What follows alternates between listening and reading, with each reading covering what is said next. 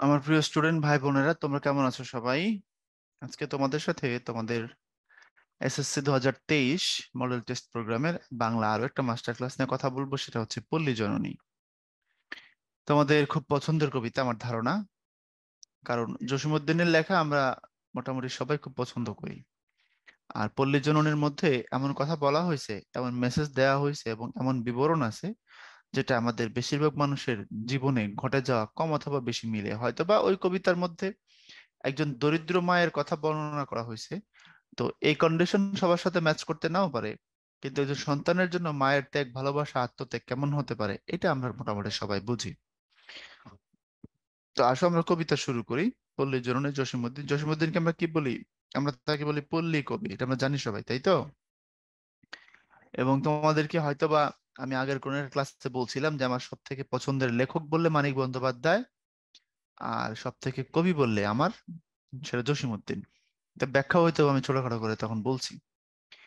তো আসো জসীমউদ্দিন নিয়ে আমরা কথা বলি। উনি 1903 খ্রিস্টাব্দে ফরিদপুর জেলার তাম্বুলখানা গ্রামে জন্মগ্রহণ করেছেন। 1976 খ্রিস্টাব্দে 14 মার্চ ঢাকায় মারা গেছেন। ওনার মূল নাম কিন্তু জমির উদ্দিন মোল্লা। তো আমরা আবার তাকে জসীমউদ্দিন নামে চিনি, এটা ওনার আরেকটা নাম। তো উল্লেখযোগ্য কাব্যগ্রন্থ হচ্ছে নকশিকাঁথার মাঠ, সুজন বাদিয়ার ঘাট, রাখালি বালুচর, হাসু, এক পয়সার বাঁশি, মাটির কান্না। এর মধ্যে আমি নিচে একটু লিখে দেই, দুটো নকশিকাঁথার বানানটা এরকম, মূলত আমি যতদূর আমার মনে পড়ে, বা এরকমও হতে পারে। নকশি কাঁথা দুই জায়গায়, বিভিন্ন জায়গায় বিভিন্ন ভাবে পাওয়া যায়, এইভাবেও পাওয়া যায়, ওইভাবেও পাওয়া যায়, একই কথা। নকশি কাঁথার মাঠ, আর একটা হচ্ছে তোমার সুজন বাদিয়ার ঘাট। সুজন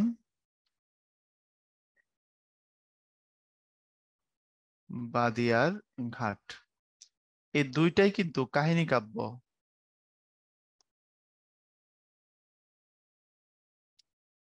নকশিকাঁথার মাঠের মধ্যে দেখানো হয়েছে রূপাই আর সাজুর প্রেম কাহিনী, অমর প্রেম কাহিনী, এবং একসময় সেটা ট্র্যাজেডিতে রূপ নেবে। খুব বিখ্যাত নকশিকাঁথার মাঠ।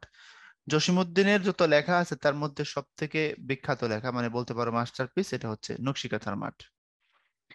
জসীমউদ্দিনকে ইংরেজি সাহিত্যের কবি পার্লেস বাক ওনার সাথে তুলনা করা হয়। এবং যখন নকশিকাঁথার মাঠ ইংরেজিতে অনুবাদ করা হলো, মিলফোর্ড অনুবাদ করলেন। বইয়ের নাম দেওয়া হয়েছিল the field of the embroidered quilt, এই নামে। তখন এই বই পড়ে ইউরোপ আমেরিকার বড় বড় কবি সাহিত্যিকগণ অবাক হয়ে গেলেন। তারা বললেন যে এই মানুষটা নোবেল পেলেন না কেন? তারা অবাক জসীমউদ্দিনকে নিয়ে, যে নোবেল পাওয়ার মতো উৎকর্ষ শতভাগ আছে এই বইতে, কিন্তু এই মানুষ নোবেল কেন পেলেন না? নকশিকাঁথার মাঠ নিয়ে এমন আলোচনা হয়েছিল তখন। জসীমউদ্দিনের সব থেকে বেশি জনপ্রিয় বই এবং বাংলা সাহিত্যের যে কয়টা বই খুব বেশি অনুবাদ করা হয়েছে বিদেশি ভাষায়, তার মধ্যে একটা হচ্ছে নকশিকাঁথার মাঠ। উপরের দিকেই থাকবে যে বইগুলো বাংলায় লেখা কিন্তু অনুবাদ করা হয়েছে বিদেশি ভাষায়, তার মধ্যে উপরের দিকে থাকবে নকশিকাঁথার মাঠ। এটা মাথায় রেখো। সুজন বাদিয়ার ঘাট, এটাও কাহিনী কাব্য। এখানে সুজন আর দুলি, দুলি হিন্দু, সুজন মুসলমান, তাদের প্রেম কাহিনী এবং ট্র্যাজেডি দেখানো হয়েছে। তোমরা চাইলে এই বইগুলো পড়তে পারো। আর রাখালি তার প্রথম কাব্যগ্রন্থ, খুব নাম করা বই। এরপরে বালুচর, হাসু, এক পয়সার বাঁশি, মাটির কান্না। এর বাইরে আরো মাঝে জননী কান্দে, সুচয়িনী, গাঙের পার, জারি গান, নানান রকমের বই ওনার আছে। তোমরা কিন্তু জসীমউদ্দিনকে কবি হিসাবে জানো, আজকে তোমাদের সাথে আর একটা পরিচয় ওনার আমি অ্যাড করে দেবো, ওটা হচ্ছে গীতিকার। উনি প্রচুর গান লিখেছেন, জানো এটা পল্লী গীতি। আমাদের দেশে পল্লী গীতি গুলো যত হিট গান ছিল আগের, তার বেশিরভাগই ওনার। বেশিরভাগই ওনার এই জন্য বললাম, তোমরা হয়তো বা জানোই নাই যে গানটা হচ্ছে ওনার। এটা হয়তো বা আমরা অনেকে জানি না, জানলে বুঝতে পারতাম যে জসীমউদ্দিন কেমন কেমন গান লিখছে। তোমরা এখনকার যুগের ছেলে মেয়েরা কেমন ফোক গান শোনো আমি জানি না, তোমাদের মধ্যে একটা অংশ তো বিটিএস এর ভক্ত, আরেকদল টেইলর সুইফটের গান শোনো, শোনো, অসুবিধা নাই, শোনো, তোমাদের ঠেকাইতে পারবো না। তবে সে করে দিকে থাইকো। জসীমউদ্দিন কিছু গান, খুব বিখ্যাত গান লিখেছেন। আমি তোমাকে দুইটা গানের নাম বলি। আমার সোনার ময়না পাখি, কোন দেশেতে গেলা উইরারে, দিয়া মোরে ফাঁকি। শুনেছো না গানটা? জসীমউদ্দিনের লেখা গান। তারপরে প্রাণ সখিল, ওই শোন কদম্ব তলায় বংশী বাজায় কে। তারপরে তোমরা শুনছো মাঝি বাইয়া যাও রে, অকুল দরিয়ার মাঝে, আমার ভাঙা নাও রে মাঝি বাইয়া যাও রে। তারপরে আরেকটা গান আছে, পাকিস্তানের এক ভদ্রলোক, আলমগীর নাম, কিন্তু বাঙালি, পাকিস্তানে থাকে মুক্তিযুদ্ধের পর থেকেই। উনি গাইছেন এই গানটাকে, খুব পপুলার করছেন এই গানটা। সেটা হচ্ছে, তোমরা আলমগীর দিয়ে সার্চ দিলেই শুনবা যে এটা হলো তোমার ওই যে কি যেন, কুল নাই কিনার নাই একটা গান আছে, নাইকো দরিয়ার পারি, এইভাবে একটা গান আছে। গানটার লিরিকটা আমি এখন ডিরেক্ট মনে করতে পারছি না, কিন্তু খুব পপুলার গান। আলমগীর, আলমগীর দিয়ে সার্চ করবা, অনেকেই গাইছে এই গানটা, বাট আলমগীরের কণ্ঠে এটা খুব পপুলার হয়েছে আর কি। কথা বুঝতে পারছো? এই গানটা ক্লাসের মাঝখানে মনে পড়লে আবার বলে দিব না। তো ভ্রমণ কাহিনী হচ্ছে চলে মুসাফির, শুধু চলে মুসাফির না, শুধু চলে মুসাফির না, এর বাইরেও তার ভ্রমণ কাহিনী আছে। হলদেপুরীর দেশে, তারপরে যে দেশে মানুষ বড় এটা, তারপর ঠাকুরবাড়ির আঙিনা, এটা তার আত্মজীবনী। তো বিখ্যাত ভ্রমণ কাহিনী হচ্ছে চলে মুসাফির। আমরা জানি বাংলাদেশে যতগুলো ভ্রমণ কাহিনী আছে বিখ্যাত, তার মধ্যে চলে মুসাফির এবং সৈয়দ মুস্তফা আলীর দেশে বিদেশে সব থেকে বেশি পঠিত, পাঠকদের কাছে সব থেকে বেশি জনপ্রিয়। কথা বুঝতে পারছো? তো আসো আমরা সামনের দিকে যাই। উনি বিশেষ অর্জন, বিশ্বভারতী বিশ্ববিদ্যালয়ের সম্মানসূচক ডিলিট ডিগ্রি পাইছেন, উনি 21 পদকও পাইছেন, বিশেষ তথ্য পল্লী কবি নামে খ্যাত, এবং বিশ্ববিদ্যালয়ে অধ্যয়নকালেই তার রচিত কবর কবিতা প্রবেশিকা বাংলা সংকলন অন্তর্ভুক্ত হয়। আমার কথা মনোযোগ দিয়ে শোনো। উনি তখন বিশ্ববিদ্যালয়ে পড়েন, তখন তার লেখা কবিতা কবর প্রবেশিকায় এসএসসি তে অন্তর্ভুক্ত করা হয়। তো কবর কবিতা তিনি যখন লিখেছিলেন তখন তিনি নিজেও দশম শ্রেণীর ছাত্র। তখন উনি নিজেও দশম শ্রেণীর ছাত্র। তো কবর কবিতা যদি পড়ো, লম্বা কবিতা, 118 লাইন। এই 118 লাইনের কবিতার মধ্যে উনি কি দেখাইছেন? 5 জন মানুষের মৃত্যুর কথা। একজন বৃদ্ধ, উনি বেঁচে আছেন, কিন্তু ওনার স্ত্রী, ওনার ছেলে, ওনার মেয়ে, ওনার ছেলের বউ এবং ওনার নাতনি মারা গেছেন। এক জীবনে এত আপনজনের মৃত্যু তিনি দেখেছেন, তাদেরকে তিনি দাফন করেছেন, উনি বেঁচে আছেন এবং উনি ওনার নাতির কাছে অনুভূতিগুলো ব্যক্ত করতেছেন। এটা হচ্ছে কবর কবিতার বক্তব্য। তাহলে দেখবা, জসিমউদ্দিন ক্লাস 10-এ পড়া একজন মানুষ তখন। তো একজন স্বামীর স্ত্রী মারা গেলে কেমন লাগে এটা তিনি তখন সেখানে ফিল করছেন, উনি লিখেছেন। একজন কবি, তো কবিদের মধ্যে এক্সট্রাঅর্ডিনারি কিছু থাকে। সন্তান মারা গেলে বাবার কেমন লাগে, নাতনি মারা গেলে দাদার কেমন লাগে, ছেলের বউ মারা গেলে শ্বশুরের কেমন লাগে। তো এরকম সমস্ত দিক এটার মধ্যে তিনি তুলে আনছেন। কবর কবিতা খুব বিখ্যাত, এটা খুব বিখ্যাত। তোমরা চাইলে উইকি করে এটা পড়তে পারো। আচ্ছা, এখন আসো আমরা সামনের দিকে যাব। আর জন্ম হয়েছিল ফরিদপুর জেলার তাম্বুলখানা গ্রাম, এটা ওনার মামা বাড়ি। ওনার পৈতৃক নিবাস ফরিদপুরের সদরের গোবিন্দপুর গ্রামে। আর মারা গিয়েছিলেন ঢাকায় 1976 সালের 14 মার্চ। এবছর কিন্তু আমাদের কাছের মানুষ কাজী নজরুল ইসলাম, ওনারও কিন্তু মৃত্যু হয়। আর এই পল্লী জননী নেওয়া হয়েছে রাখালি কাব্যগ্রন্থ থেকে। এরপরে আসো, পল্লী জননীর মধ্যে প্রধান চরিত্র কি? মমতাময়ী মা, যিনি সন্তান হারানোর আশঙ্কায় রাত পার করছেন। কবিতার মূল বক্তব্য কি? তোমাদেরকে আবার কিছু কথা বলবো। আমার কথা তো মাঝে মধ্যে আমি তোমাদেরকে কিছু জ্ঞান দিই, এখনো দিব। তোমরা কি জানো এটা তোমাদের কোন ক্লাসে বলছিলাম কিনা?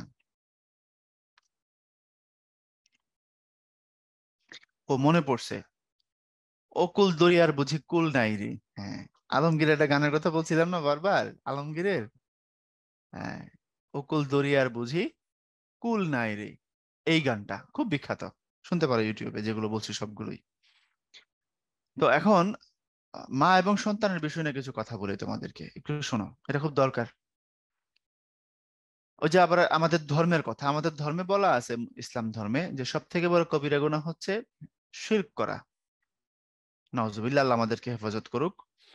যে কেউ যদি আল্লাহর অংশীদার কাউকে বানায় বা শরিক মনে করে, এটা হচ্ছে শিরক, এটা সব থেকে বড় গুনাহ। আর এরপরে বড় গুনাহ হচ্ছে বাবা মার অবাধ্য হওয়া। 3 নম্বর বড় গুনাহ হচ্ছে মিথ্যা কথা বলা।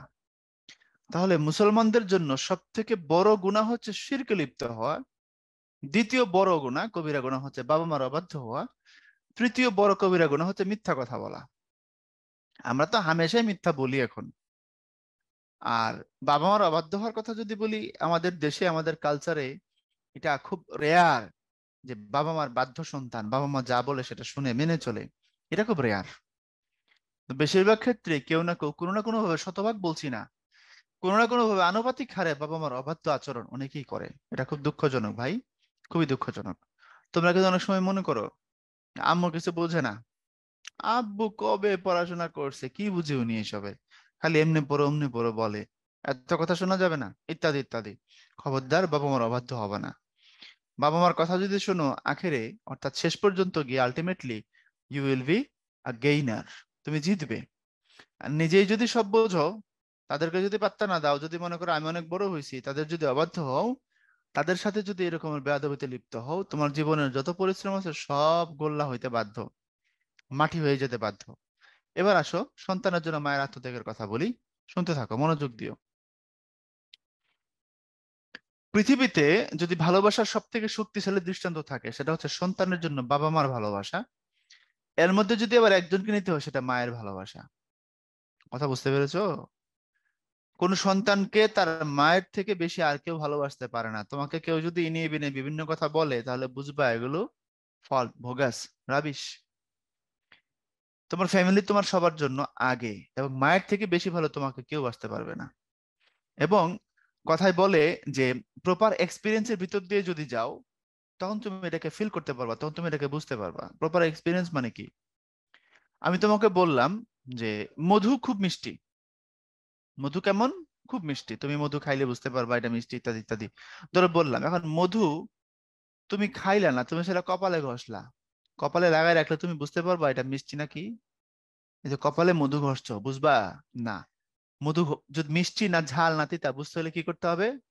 জিহ্বায় লাগাইতে হবে। তো মধু মিষ্টি না টক বোঝার জন্য জিহ্বায় লাগাইতে হবে, প্রপার জায়গায় প্রপার ওয়েতে তোমাকে কাজ করতে হবে, নাহলে তুমি বুঝবা না। প্রপার এক্সপিরিয়েন্সের ভিতর দিয়ে গেলে বুঝতে পারবা সন্তানের প্রতি বাবা মার দরদ কেমন হয়। আমি আলহামদুলিল্লাহ, আমি 9 মাসের একটা সন্তানের বাবা। আমার একটা মেয়ে আছে, আলহামদুলিল্লাহ, একটা কিউট প্রিন্সেসের বাবা আমি। তো আমি বুঝতে পারি সন্তানের প্রতি দরদ বাবা মার কেমন হয়। আমি আমার সন্তানকে ছাড়া পৃথিবীর অন্য কোনো কিছু কল্পনা করতে পারি না। এবং আমার মনে হয় যে আমি যদি পৃথিবীতে এখন খুব দ্রুতই কারোর জন্য জীবন দিতে পারি, সেটা আমার সন্তান। আমি দুইজনের জন্য জীবন দিতে পারি, বাড়িয়ে বলছি না, একটু বাড়িয়ে বলছি না।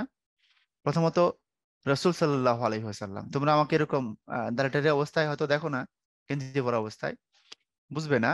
আমি মোটামুটি ধর্ম মানার চেষ্টা করি, মোটামুটি, খুব বেশি না। ধর্ম যখন পড়াতে আসবে এগুলো নিয়ে আবার আলোচনা হবে। আমার প্রিয় নবীর জন্য আমি জীবন দিতে পারি, এক সেকেন্ডও না ভেবে। দ্বিতীয়ত, আমি আমার সন্তানের জন্য জীবন দিতে পারি। আর তুমি প্রশ্ন করতে পারো, ভাই বাবা মার জন্য জীবন দিতে পারেন না? আপনি আমার বাবা মাকে নিয়ে এত জ্ঞান দিচ্ছেন। হ্যাঁ পারি, তবে সেটার জন্য হয়তো আমাকে ভেবে চিন্তে ডিসিশন নিতে হবে তারপরে। বুঝা গেছে কথাটা? সেটা একটা পর্যায়ের ভিতরে। কিন্তু একদমই না ভেবে দুইজনের জন্য জীবন দিতে পারি, একটা আমার প্রিয় রাসূল সাল্লাল্লাহু আলাইহি ওয়াসাল্লাম, আর একটা আমার সন্তান। এক চিন্তাও আমি মুহূর্তে চিন্তা করবো না, জীবন দিয়ে দিতে পারবো। এবং তোমার বাবা মা, তোমাকে বলছি তোমার বাবা মা তোমার জন্য এরকমই এক মুহূর্ত না ভেবে জীবন দিতে পারেন। বিশ্বাস হয় না? যদি বিশ্বাস না করো, তাহলে বুঝবো তোমার মাথায় বালুও নাই। যদি বালু থাকতো তাহলে গাজর ফলতো, গোবর থাকলে ঘাস ফলতো। তোমার মাথা গড়ের মাঠ শূন্য, খা খা মরুভূমি। তোমার বাবা মা তোমার জন্য এরকমই জীবন দিতে পারেন, এক সেকেন্ডও ভাববেন না, জীবন দিয়ে দিবেন তোমার জন্য।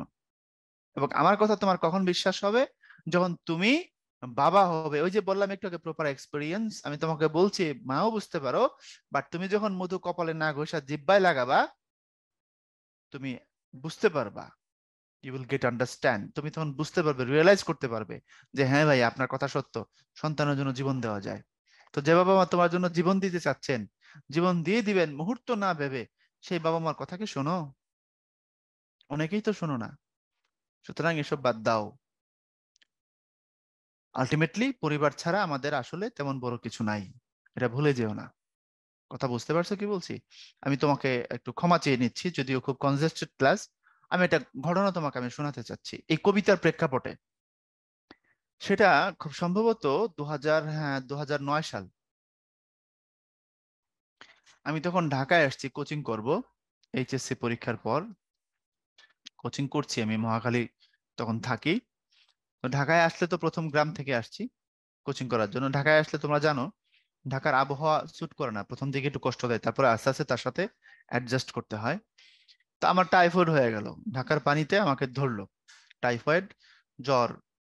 খাইতে পারি না, কেমন কেমন লাগে, তখন জ্বর মা পাইলাম, দেখলাম জ্বর আছে গায়ে। ডাক্তার বললো বাড়ি চলে যান, দেখে আসেন জ্বর ভালো হয় তারপরে আসেন। তো গায়ে তখন জ্বর আছে 100-র কিছু বেশি, খুব বেশি না, 100-র কিছু বেশি। আমি বাড়ি চলে গেলাম, আমার বন্ধু এয়ারপোর্টে গিয়ে আমাকে ট্রেনে উঠাই দিয়ে আসলো। আমি বাড়ি গেলাম, তো বাড়িতে ফোনে কথা হচ্ছে বারবার, আমি আসতেছি। তো আমরা তো ব্রাহ্মণবাড়িয়া শহর পার হয়ে আখাউড়াতে নামি। আখাউড়ায় নেমে উত্তর দিকে যাইতে হয় সিএনজিতে করে বা গাড়িতে করে। তো আমি কথা বলতেছি, আমি আমি যে ট্রেনে গেছি, আমি ওখানে আখাউড়া নামতে নামতে, আখাউড়া যখন আমি নামি তখন মাগরিবের আজান দিয়ে ফেলাইছে এবং গুড়ি গুড়ি বৃষ্টি আছে। এবং ফোনে কথা হচ্ছে আমি কোথায় আছি কি করছি। আমি বলছি আমার শরীর ভালো, খুব যে খারাপ তা না, আমি আসতে পারবো। হাতে একটা ছোট্ট ব্যাগ, কিছু কাপড় আর কিছু না, হয়তো দু একটা বই। তো আমি আখাউড়া নেমে সিএনজিতে উঠলাম, সিএনজিতে করে আমাদের বাজারে গেলাম, সেখান থেকে রিক্সায় করে আমাদের বাড়িতে যাচ্ছি। বাজার থেকে, আখাউড়া থেকে সিএনজিতে আমার বাজার, বাজার থেকে রিক্সায় আমার বাড়ি। তো সিএনজিতে করে যাচ্ছি, সিএনজিতে করে আখাউড়া থেকে গেলাম বাজারে, বাজারে নামলাম, ওখান থেকে রিক্সায় উঠলাম, বাড়ি যাচ্ছি। তো বাজার থেকে বাড়ি প্রায় 2 কিলোমিটার। তো ফোনে কথা হচ্ছে আমি আসতেছি। ততক্ষণে এশারের নামাজের সময় হয়ে গেছে, রাত হয়ে গেছে, অন্ধকার, বৃষ্টি আছে। তো হাফ রাস্তা যাওয়ার পর, অর্ধেক পথ যাওয়ার পর দেখলাম দূর থেকে হাতের টর্চ লাইট নিয়ে কেউ একজন আসতেছে। রাস্তায় তেমন মানুষ নাই, বৃষ্টির দিন তো অত মানুষ নাই। কেউ একজন টর্চ লাইট নিয়ে হাঁটে আসতেছে, এবং আমি হাঁটার স্টাইল দেখে বুঝতে পারলাম এটা আমার আব্বা। কারণ বাবা কিভাবে হাঁটে সব সন্তানই তো জানে, তার বডি ল্যাঙ্গুয়েজ কেমন, না লাইট নিয়ে হাঁটলে কিভাবে হাঁটে বুঝতে পারে সবাই। তো মাথায় ছাতা নিয়ে, একটা হাতে টর্চ লাইট নিয়ে বৃষ্টির মধ্যে হাইটা, তখন ভালোই বৃষ্টি, অন্ধকারে আব্বা হাইটে আসতেছে। এবং আমার রিক্সা যখন কাছাকাছি আসলো, রিক্সা বরাবর আব্বা এরকম করে টর্চ লাইট মেরে আব্বা জিজ্ঞেস করতেছে, কাউসার নাকি রে? আমি রিক্সা থামাইলাম, আমি আব্বাকে একটু শাসন করলাম, হ্যাঁ কিছুটা শাসনের স্বরে বললাম যে বৃষ্টির মধ্যে আসছেন কেন? আমি তো চলেই আসছি, আর একটু জায়গা বাকি। তো আব্বা আমার শাসন পাত্তা দিলেন না। পাত্তা না দিয়ে আব্বা বললেন, এখন বুঝবা না, বাবা হও তারপর বুঝবা। আমার এই কথাটা প্রায় মনে পড়ে। আমি আমার প্রচুর ক্লাসে প্রচুর স্টুডেন্টকে এই ঘটনাটা আমি শুনাইছি। বাবা বললেন এখন বুঝবা না, তুমি বাবা হও তারপরে বুঝতে পারবা। সেটা 2009 সালের কথা। আর আমি বাবা হয়েছি 2022 সালের এপ্রিল মাসে। তাহলে কত বছর আগের কথা? 10, 11, 12, 13, 14, 15, 16, 17, 18, 19, 20, 21, 22, 13 বছর পরে আমি সেই প্রপার এক্সপিরিয়েন্সের ভিতর দিয়ে গিয়েছি। আমি এখন বুঝতে পারি আমার আব্বা ঠিক বলেছিলেন। তো আমি আমার আব্বার উপরে কষ্ট পাইছি, রাগ করছি যে আপনি বৃষ্টির মধ্যে আসছেন কেন ছাতা মাথায় নিয়ে? আমি তো আইসাই তো করছি, আপনার তো আসার দরকার ছিল না। এই কষ্টের একটা তো ভালোবাসার বহিঃপ্রকাশ, তাই না? তো আর আব্বা আমাকে বললেন তুমি বুঝতে পারবা যখন বাবা হবা, এবং বাবার কথাই সত্যি হলো, আমার আব্বা যেটা বললেন সেটাই সত্যি হলো। কত বছর পর? 13 বছর পর। So father was all right, আমি ভুল ছিলাম। তো তোমাদেরকেও বলছি, এত বুঝবা না, এত পাকবা না, বাবা মার কথা শুনবা। তো কেন তো ওয়াজ করলাম, এরকম কনজেস্টেড টাইমের ক্লাসে ওয়াজ করলাম এই কারণে, এখানে দেখো মায়ের মতো স্নেহময়ী আর কেউ নেই। তোমরা কি সেই ভিডিওটা দেখছো? ইউটিউবে আমি কোন একটা শর্টস আমি দেখছিলাম, তুমি চাইলে খোঁজাখুঁজি করে দেখতে পারো। আমি আমি বলতে পারবো না তুমি কিভাবে সার্চ করলে পাবা। একটা খাল, একটা ডিসকভারির ভিডিও অথবা ন্যাশনাল জিওগ্রাফির বা অ্যানিমাল প্ল্যানেটের একটা ভিডিও, একটা শর্টস ভাইরাল হয়েছিল। আফ্রিকায় বোধহয় একটা খাল, তার মধ্যে পানি প্রবাহিত হচ্ছে, হ্যাঁ ওই ঝর্ণার মতো আর কি, ছড়ার পানি, খুব দ্রুত পানি যাচ্ছে। বেশি পানি না, ধরো কোমর পানি হইতে পারে মানুষের এরকম। তো এক পার থেকে আরেক পারে পার হচ্ছে একটা হরিণের বাচ্চা, ছোট বাচ্চা পার হচ্ছে, মা হরিণটা পিছনে, সেও পার হবে। তো বাচ্চা আগে দৌড় দিয়ে এসে নেমে গেছে, নেমে যাচ্ছে, যখন বাচ্চা পার হচ্ছে বিপরীত দিক থেকে একটা কুমির আসতেছে। আমি তোমাকে একটু আইকা বোঝানোর চেষ্টা করি। এই হলো খালটা মনে করো, হ্যাঁ। তো হরিণটা এই যে পানি এরকম করে যাচ্ছে, তো এইখানে হচ্ছে তোমার ধরো একটা হরিণ, আর এখানে হরিণের বাচ্চাটা সে লাফ মারে নেমে পড়ছে, সে যাচ্ছে। এই জায়গায় যখন আসছে তখন বিপরীত দিক থেকে একটা কুমির, ধরো এটা কুমির, হ্যাঁ, ও আসতেছে, ওকে শিকার করবে। তো মা হরিণটি ওখান থেকে বুঝতে পারছে যে বাচ্চা হরিণটা কিছুক্ষণের মধ্যে ওই কুমিরের শিকারে পরিণত হবে। তখন মা হরিণটা লাফ দিয়ে পানিতে পড়ছে, বিলিভ ইট অর নট। লাফ দিয়ে পানিতে পড়ে হরিণটা খুব দ্রুত বেগে তার বাচ্চাটাকে ক্রস করে, আমার বাচ্চাকে তো আর বাঁচাতে পারবে না, টাইম না সে নিয়ে আসতে পারবে না, সে বুঝতেছে হরিণ পানির মধ্যে, তার হরিণের কোনো কেরামতি দেখানোর সুযোগ নাই। নাঙ্গা হলে না হয় দৌড়ঝাঁপ করতো কোনোভাবে শিকারের হাত থেকে বাঁচার জন্য। মা হরিণটা লাফ দিয়ে নাইমা আয়সা খুব দ্রুত সর্বশক্তি দিয়ে লাফায় আয়সা নিজেকে হরিণের মুখের সামনে ধরে দিল। এবং হরিণ ওই হরিণের সামনে মুখের সামনে কি বলে কুমিরের মা হরিণটা দৌড় দিয়ে নিয়ে আয়সা দৌড়ায় নাইমা তোমার হচ্ছে বাচ্চা হরিণটাকে ওভারটেক করে নিজেকে কুমিরের মুখের সামনে ধরে দিল। এবং কুমিরটা ওই মা হরিণটাকে সামনে পায় খপ করে ধরলো, কারণ সে টার্গেট করেছিল ছোট বাচ্চা হরিণটাকে, পাইলো বড়টাকে, ধপাস করে ওই মা হরিণটাকে শিকার করে ফেললো। আর বাচ্চা হরিণটা এই দিক দিয়ে বেঁচে উপরে উঠে গেল। তুমি চাইলে এখন আমার ক্লাস পজ করে কি দেখতে পারো, হয়তো সার্চ করতে পারো যে mother deer saves her baby deer, এভাবে সার্চ করলে চলে আসবে। আমি সম্ভবত এভাবে আমি দেখছিলাম। বুঝতে পারছো? এটাই মা ভাই, দিস ইজ ম্যাটারনিটি। তোমার মা ঠিক সেম। খবরদার ভুল বুঝবা না। পৃথিবীর সব মা তার সন্তানের জন্য একই রকম, পৃথিবীর সব বাবা তার সন্তানের জন্য একই রকম, দুই একটা কুলাঙ্গার বাদে।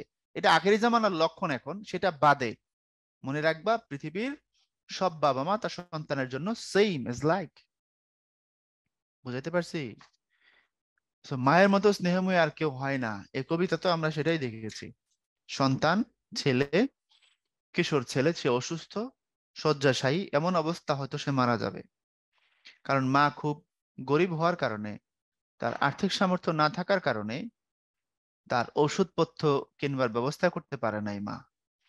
এজন্য শয্যাশায়ী সন্তান মৃত্যুর প্রহর গুনছে। তো কষ্টের সময়গুলো খুব লম্বা হয়, এটা তোমরা নিশ্চয়ই জানো। আর সুখের সময়গুলো দেখবা ধপাস করে শেষ হয়ে যায়, তাই না? কষ্টের সময় কাটতে চায় না। তো সন্তান অসুস্থ, শিওরের পাশে মা বসা, কষ্টের সময় কাটতে চায় না। আমার মনে হচ্ছে সম্মুখে থাকার ঘোর কুজ্ঝটি মহাকাল রাত পাতা, সামনের সময়টা অনেক লম্বা, এত দীর্ঘ, এটা কাটছে না, এটা শেষ হচ্ছে না, শেষ হতে চায় না। তো মা এবং সন্তানের কথোপকথন নিয়ে হচ্ছে এই কবিতাটা। তোমরা এই কবিতা জানো শুরু থেকে শেষ পর্যন্ত। খুব কঠিন কিছু এখানে আছে সেটাও আমি বলবো না, তবে কবিতার মেসেজটা উপস্থাপন খুব সহজ, মেসেজটা অনেক গভীর।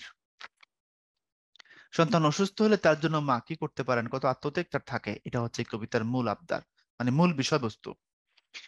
তো দেখো, সন্তানের প্রতি মায়ের ভালোবাসা, সন্তানের কষ্টে মায়ের বেদনা, সন্তানের জীবন বাঁচাতে মায়ের প্রাণপণ চেষ্টা কবিতায় ফুটে উঠেছে। দরিদ্র মাতা তার চঞ্চল আবদার মুখ পুত্রের অনেক চাহিদা মেটাতে পারেন না, রোগের পথ্য যোগান দিতে পারেন না, অসুস্থ সন্তানের মৃত্যুর আশঙ্কা তাকে শীতের হতে তাড়িয়ে বেড়ায়। অপত্য স্নেহের অনিবার্য আকর্ষণীয় কবিতার মূল কথা। অপত্য স্নেহ মানে, অপত্য মানে শিশু বা সন্তান, সন্তানের স্নেহের অনিবার্য আকর্ষণীয় কবিতার মূল কথা। কথা বুঝছো? ওই যে বলছে, ছেলে বলছে যে আম্মা আমি মেলায় যাব আড়ং এর দিন। আড়ং মানে গ্রাম্য মেলাকে আড়ং বলা হয়।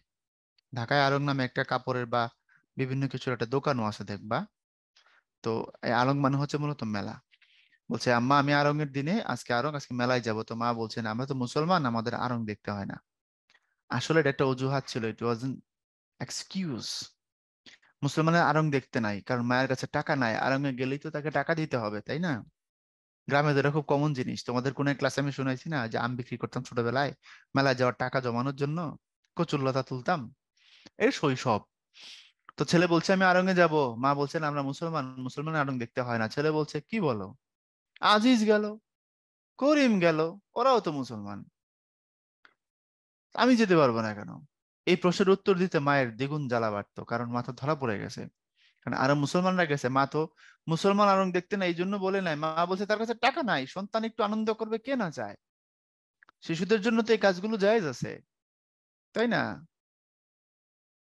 শিশুরা নেচে নেচে আনন্দ করতে পারবে বিয়েতে, তুমি, আমি, আমরা নাচতে পারবো না, এটা ইসলাম জায়েজ করে না। শিশুরা নাচতে পারবে।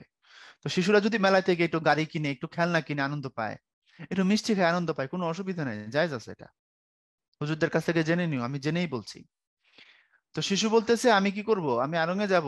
মা বলতেছে না, যাইতে পারবো না, কারণ আমরা মুসলমান। ছেলে বলছে অনেকেই গেছে মুসলমান, আমি যেতে পারবো না কেন? মায়ের কষ্ট আরো বাড়তো। বুঝতে পারছো? আর আজকেও সন্তান যখন অসুস্থ, মৃত্যুর সাথে ফাইট দিচ্ছে, মায়ের সামর্থ্য হয় না তাকে পথ্য কিনে আনবার, তাকে খাওয়ানোর। লম্বা হিস্ট্রি। তো কথাগুলো ধরে ধরে বলবো, আসো আমরা এটার মূল যে লাইনগুলো আছে, কিছু গুরুত্বপূর্ণ তথ্য, এগুলো নিয়ে কথা বলি। ভন ভন ভন জমাট বেঁধেছে বনু মশকের গান। বনু মশক মানে বন্য মশার গান শুনছে। কুড়ে ঘর তো, কুড়ে ঘুরে বেড়ার ফাঁক দিয়ে শীতের বায়ু আসে। তুমি হয়তো অ্যাপার্টমেন্টে ঘুমাও, নরম বিছানা, সুন্দর কম্বল, শীত লাগে তাই হয়তো বা রুম হিটার, তো তার তো আর এই অবস্থা ছিল না। ছেলের জন্য জরুরি নামাজের ঘরে মোমবাতি মানে দরগায় মানে দান। মসজিদে বলছে আমি মোমবাতি দিব, আল্লাহ গো ওই দরগায় কোনো মাজারে বা দরগায় আমি দান করব কিছু, তার বিনিময়ে বা তুমি যদি খুশি হও, তুমি যদি কবুল করো, আমার সন্তানকে সুস্থ করে দাও। বাঁশবনে ডাকে কানাকয়ু। কানাকয়ু একটা পাখি, এটাকে খুব একটা মানে শুভ হিসাবে গ্রহণ করা হয় না এই পাখিটার ডাককে। বাদুর পাখার বাতাসে সুপারির বন হেলে পড়ে। ছেলে সুস্থ হয়ে করিমের সাথে খেলতে যেতে যায়।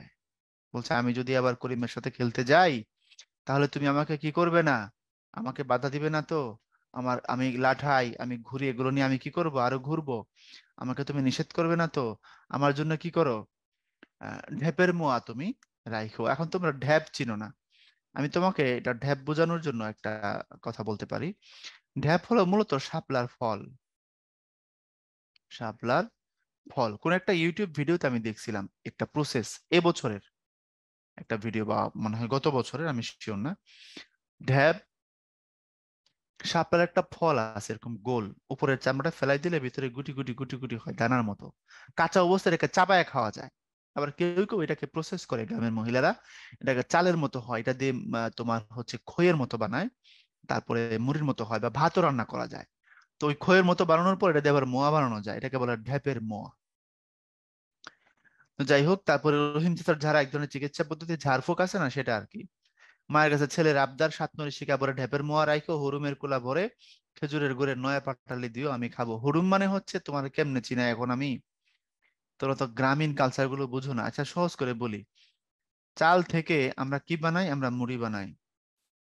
আর চাল না, ডিরেক্ট ধান থেকে যদি কোনো মুড়ি হয় সেটা হচ্ছে হুরুম।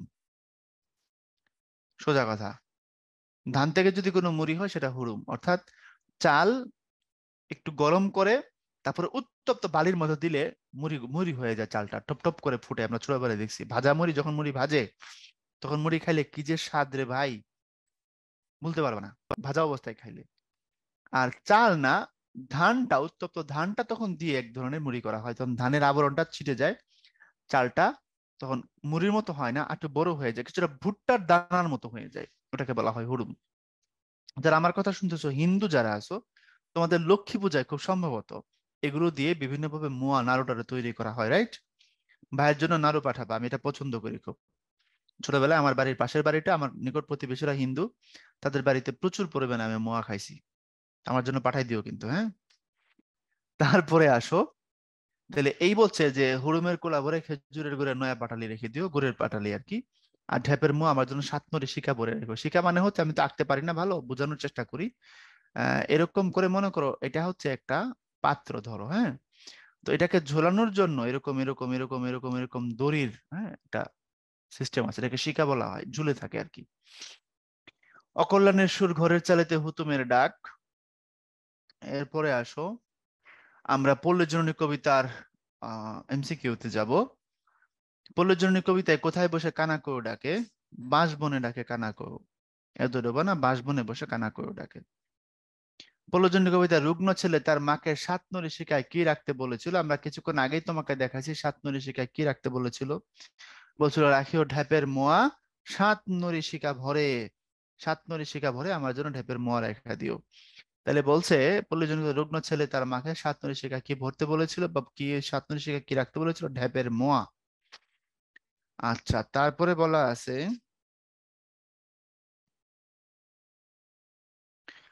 মুসলমানের আড়ং দেখিতে নাই, পল্লীর জননীর এ কথার মধ্য দিয়ে মূলত প্রকাশ পেয়েছে তার কুসংস্কারাচ্ছন্নতা, অসহায়ত্ব, কূটকৌশল, ধর্মবিরোধ। ভাই অসহায়ত্ব, ভাই অসহায়ত্ব। মা টাকা দিতে পারতেছে না, এর জন্য মা বলছে যে আমরা তো মুসলমান, আমরা আড়ং দেখবো না, এটা আমাদের জন্য না।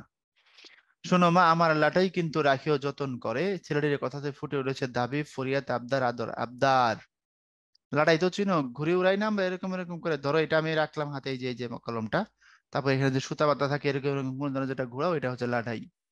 বলছে আমার লাটাই কিন্তু যতন করে কি করো, রেখে দিও, এটা আবদার। পল্লীজননী কবিতায় ছেলেটি তার মাকে যত্ন করে কোনটি রাখতে বলেছিল? লাটাই। মানে আগের প্রশ্ন পরের প্রশ্নের মধ্যে এই যে দেখছো, থিম মিলে গেছে। আচ্ছা, খোকন দীর্ঘদিন যাবৎ অসুস্থ, উন্নত চিকিৎসা করানোর সামর্থ্য তার বাবার নেই, তাই সন্তানকে হারানোর শঙ্কায় খোকনের বাবা শুধুই চোখের জল ফেলেন। উদ্দীপকের মূল ভাব কোন কবিতার সাথে সাদৃশ্যপূর্ণ? অবশ্যই পল্লী জননী।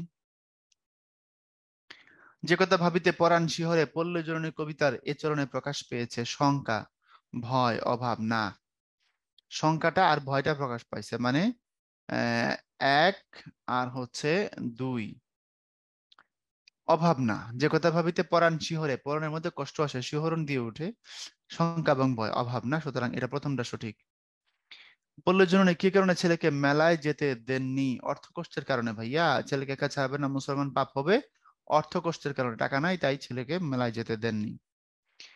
পল্লীর জননী কবিতা শুনুন, একটা কথা বলি, ওয়াজ করতে তো ভালো লাগে না তোমাদের এগুলো শোনাইতে বারবার, তোমরাও বলো ভাইয়া খালি জ্ঞান দেয়।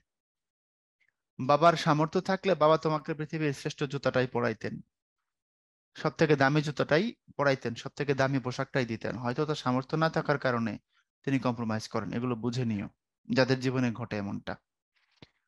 পল্লীর জন্য কবিতায় সন্তানের জন্য অমঙ্গলের প্রতীক কোনটি? হুতুমের ডাক, ঘরের চালে হুতুম ডাকেছে অকল্যাণ এ সুর, কবিতার লাইনে বলা আছে। পল্লীর জন্য কবিতায় পল্লীর জননীর সঙ্গে মিল রয়েছে কার? ডাহুক পাখির। ওই যে বলা ছিল না যে বিরোহী ডাকতেছে, ঝুরি ঝুরি ঝুরি ঝুরি ডাহুকের ডাক, এবং কৃষাণ ছেলেরা তার বাচ্চা হয়তো বা চুরি করছে। তো ডাহুক পাখি যেরকম সন্তান হারানোর বেদনায় কাঁদছেন, ওই কথাটাই বলা হয়েছে এই জায়গায়, ডাহুক পাখির কথা।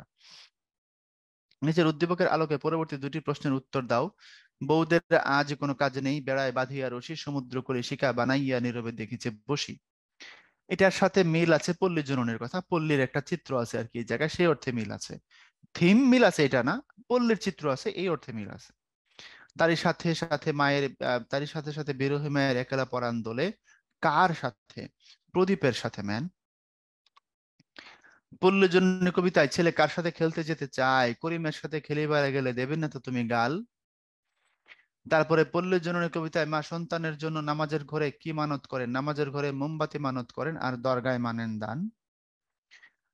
ফুরায় এসেছে তেল, এ উক্তির দ্বারা কবি ইঙ্গিত করেছেন রাত শেষ হয়ে এসেছে, ছেলের জীবনাবসান আসন্ন, বাতির তেল নিঃশেষ, অনিশ্চয়তায় ভরা ভবিষ্যৎ, ছেলের জীবনাবসান আসন্ন। অর্থাৎ একটু বুঝো প্রতীকী অর্থে, তোমরা অনেকেই প্রশ্নটা করছো আমাকে, আমি জানি, আমি এই প্রশ্ন পাইছি বিভিন্ন ক্লাসে, যে ভাইয়া কবিতায় কি বলা হয়েছে, ছেলেটা কি মারা গেছে নাকি ছেলেটা সুস্থ হয়ে উঠছে? কবিতার থিমটা কোথায়? কবিতায় ছেলে মারা গেছে এটা বলা হয়নি, ছেলে সুস্থ হয়ে গেছে এটাও বলা হয়নি, তবে ছেলে মৃত্যুর খুব কাছাকাছি এটা বলা আছে। মারা গেছে বলা হয় না, তবে মৃত্যু হবে এমন একটা সিচুয়েশন ক্রিয়েট হয়ে গেছে এটা বলা আছে।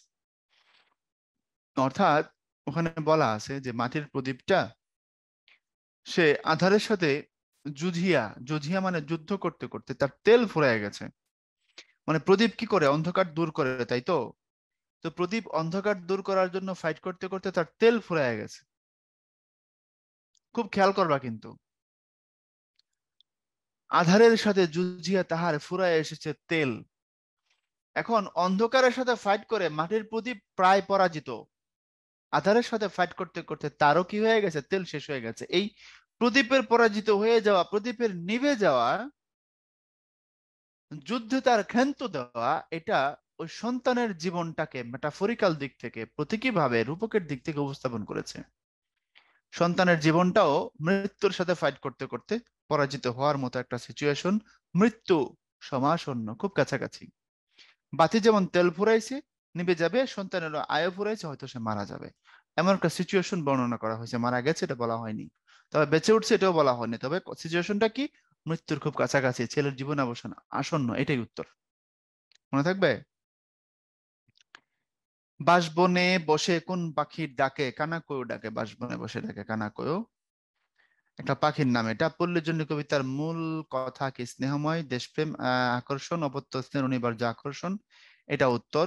চোখের জলে বুক ভাসায় ঊর্ধ্বে তুলে হাত, ছেলের জন্য দক্ষিণী মা করেন মোনাজাত। কবিতাংশে প্রকাশ পেয়েছে পল্লী জননের আকুতি। তারপর পল্লী জননী কবিতায় ছেলেকে যে বিশেষণে অভিহিত করা হয়েছে, রুগ্ন, বিরহী, মুখ পোড়া, নিচের কোনটি সঠিক? ছেলেকে রুগ্ন বলা হয়েছে আর বলা হয়েছে মুখ পোড়া, এক আর তিন সঠিক, তো আমরা এটা নিতে পারবো। বিরহী বলা হয়নি ছেলেকে।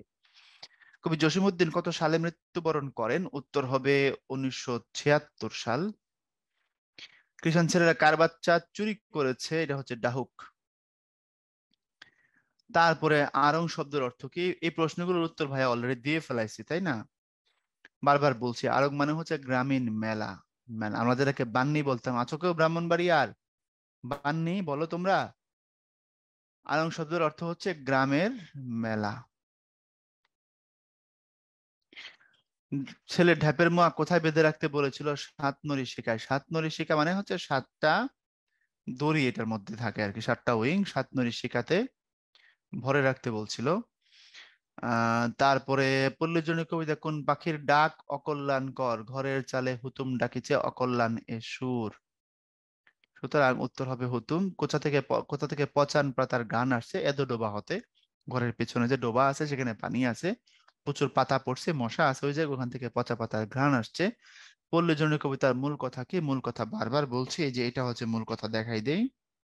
অপত্য স্নেহের অনিবার্য আকর্ষণ, এটাই হচ্ছে মূল কথা। এই যে এটাই অবজেক্টিভ হিসাবে, এটা আবার জ্ঞানমূলক হিসাবে দুই ভাবে আসতে পারে এই প্রশ্নগুলো। পল্লীজনী কবিতার সাতনরী শিখা পরে কি রেখার কথা বলা হয়েছে? সেখানে তালব্য দিয়ে লিখছে, কবিতা কি তালব্য না মূর্ধন্য আমি জানি না, ম্যাচ করে নিও। কবিতায় সম্ভবত দন্ত স দিয়ে লেখা, তালব্য সাতনরী শিখা পরে, অথবা তালব্য হতে পারে। এটা তো দেশি শব্দ, দেশি শব্দের ক্ষেত্রে শিখা শিখা দেশি শব্দে খুব বাধ্যবাধকতা হয় না। তো সাতনরী শিখা পরে কি রেখার কথা বলা হয়েছে? ঢ্যাপের মোয়া।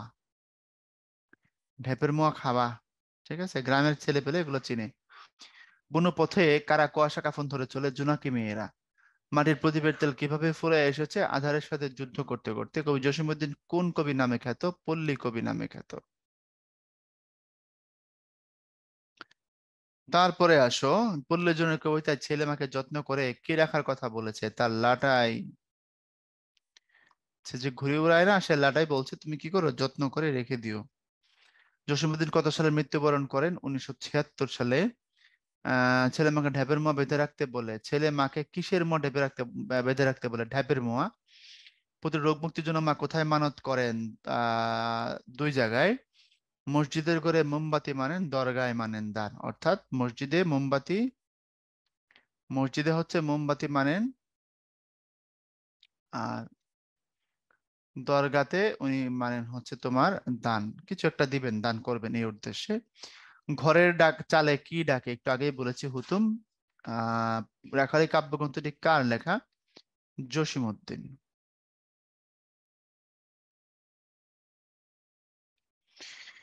এরপরে আসো, আমরা যদি সামনের দিকে যাই,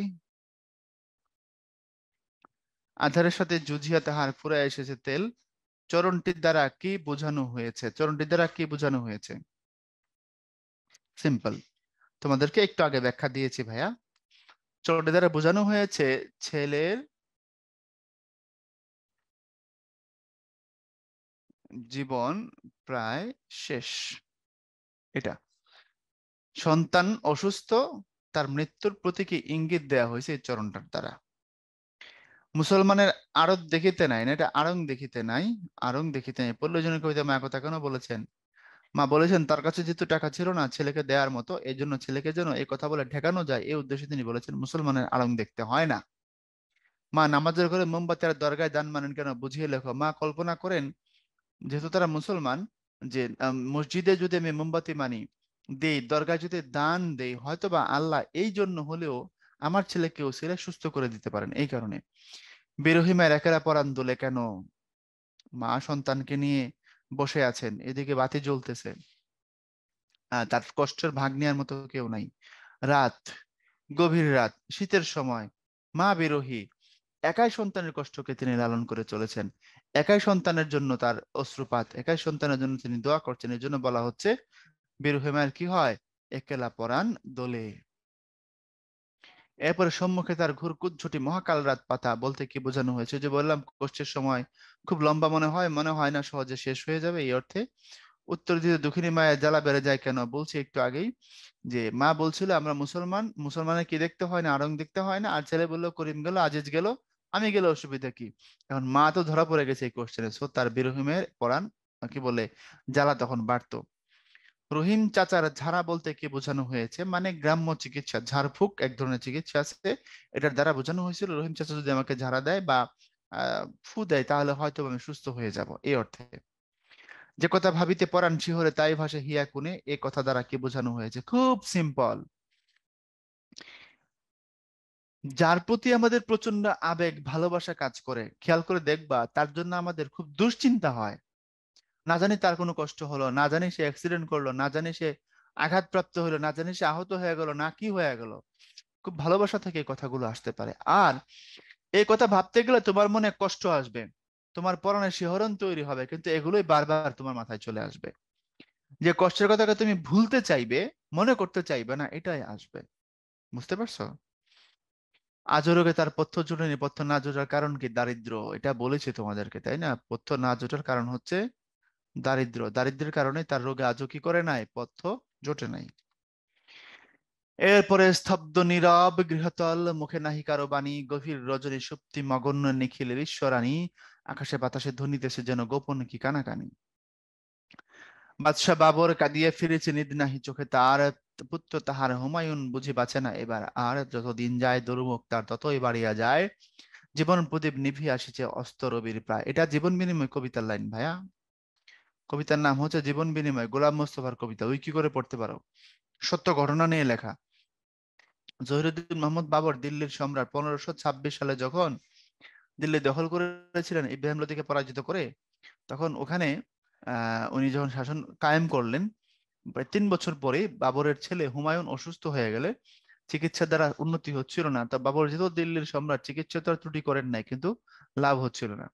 তখন এক দরবেশ এসে বলছিলেন, আপনার জীবনের সব থেকে উত্তম, সব থেকে দামি জিনিস যদি, আপন জিনিস যদি কোরবানি দিতে পারেন, হতে পারে এটার জন্য হলে আপনার ছেলে বেঁচে উঠতে পারে। তো বাদশা বাবর চিন্তা করে দেখলেন, আমার জীবনের জন্য সব থেকে দামি এবং উত্তম জিনিস হচ্ছে আমার নিজের জীবনটা। এবং বাবর সেটাই করলেন, আল্লাহর কাছে মোনাজাত করলেন গভীর রাতে, আল্লাহ গো, যদি আমার জীবন চলে গেলে আমার সন্তানের জীবন বাঁচে, তবে তুমি তাই করো। তা কবুল হলো। এবং কিছুদিন পর বাবর অসুস্থ হয়ে পড়লেন এবং তিনি মারা গেলেন। আর তার ছেলে হুমায়ুন আস্তে আস্তে সুস্থ হয়ে উঠলো। ঘটনা কিন্তু সত্য। এটা বাবরের জীবনে ঘটে যাওয়া ঘটনা, মনে থাকবে। এখন আসো, বলছে উদ্দীপক একে পল্লীজননী কবিতার কোন দিকের বহিঃপ্রকাশ ঘটেছে? উদ্দীপক একে পল্লীজননের কোন দিকের বহিঃপ্রকাশ ঘটছে, এখন তুমি বলো। স্তব্ধ নীরব গৃহতল, মুখে নাহি কারো বাণী, গভীর রজনী সুপ্তি মগন। এই মগন কথাটা মূলত মগ্ন। এই মগ্ন কথাটাকে এখানে মগন ভেঙ্গে 3 মাত্রা করে লেখা হয়েছে আর কি। নিখিল বিশ্বরানী, আকাশে বাতাসে ধ্বনিতেছে যেন গোপন কি কানাকানি। তো পল্লী জননী কবিতার মধ্যে এটার সাথে কোন দিকে মিল আছে বলতো? বলা হয়েছে ফুটে ওঠা নিস্তব্ধ গ্রামীণ প্রকৃতি। পল্লী জননী কবিতার মধ্যে যে গ্রামীণ ফুটে ওঠা যে প্রকৃতির কথাটা আছে, এই গ্রামীণ নিস্তব্ধ প্রকৃতির কথা এখানে ফুটে উঠছে। কবিতার মধ্যেও আছে এই কথাটা, প্রকৃতির বিবরণ এখানেও আছে, সেম কথা। এরপর বাদশাহ বাবর কাঁদিয়া ফিরেছে, নিদ নাহি চোখে তার, পুত্র তাহার হুমায়ুন বুঝি বাঁচে না এবার আর, যত দিন যায় দুর্ভোগ তার ততই বাড়িয়া যায়, জীবন প্রদীপ নিভিয়া আসিছে অস্ত রবির প্রায়। উদ্দীপক 2 এর বাদশাহ বাবর এবং পল্লী জননী কবিতার পল্লী মায়ের অপত্য স্নেহ একই সূত্রে গঠিত, মন্তব্যটি যথার্থতা নিরূপণ করো। হ্যাঁ, এখানে বাবর কাঁদতেছে, তার ছেলে হুমায়ুন বুঝি আর বেঁচে উঠবে না, যত দিন যায় তার কষ্ট বেড়ে চলছে, এবং জীবন বুঝি তার অস্ত রবির মতো আসতেছে। জীবন প্রদীপ, সূর্য যেরকম করে আস্তে আস্তে হেলে যায়, সূর্য যেমন করে আস্তে আস্তে ডুবে যায়, অস্ত রবির মতো তার জীবন প্রদীপটাও বুঝি নিভে যাচ্ছে, এইটা বলা হয়েছে এখানে। তাহলে পল্লী জননী কবিতার পল্লী জননীর যে স্নেহ এবং বাবরের যে স্নেহ, দুটো একই সূত্রের কথা না? কবিতার মধ্যেও তো এটাই আছে। মা সন্তানের জন্য টেনশন করছে, সন্তান বুঝি আর বাঁচে না, তাকে বুঝি আর বাঁচায় তোলা যায় না, এটা নিয়েই তো তার টেনশন, তাই না? দুটো বোথ আর সেম।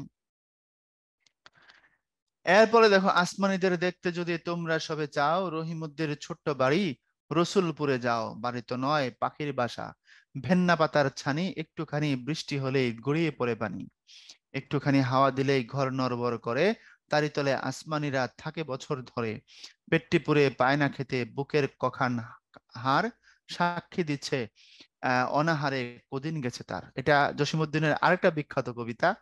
কবিতার নাম আসমানি। আসমানি নামে একটা মেয়েকে উনি দেখেছিলেন, তাকে নিয়ে এই কবিতাটা লেখা। এটা তুমি, আসমানি বোধহয় মারা গেছে 2003-4 সালের দিকে।